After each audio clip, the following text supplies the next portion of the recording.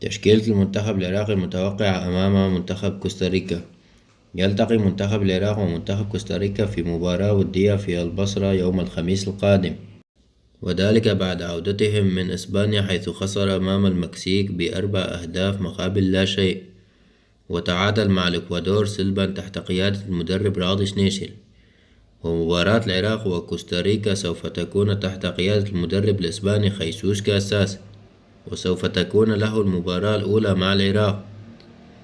حيث أبعد بعض اللاعبين عن منتخب العراق واستدعى بعض المحترفين أبرزهم زيدان الإقبال وأحمد ياسين، وسوف يعتمد على بعض اللاعبين الذين تألقوا في مباراة الإكوادور أبرزهم الحارس جلال حسن والمدافع زيدان تحسين.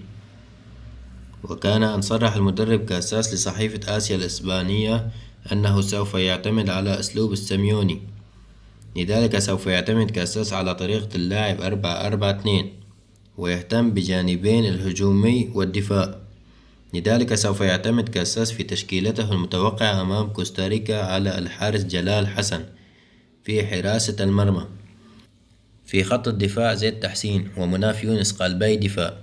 أما الأظهر على اليمين آلاي فاضل وعلى اليسار درغام إسماعيل،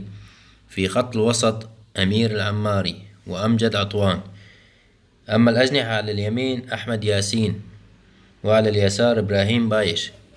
وخلف المهاجم كصانع ألعاب زيدان إقبال، وفي المقدمة عمار محسن.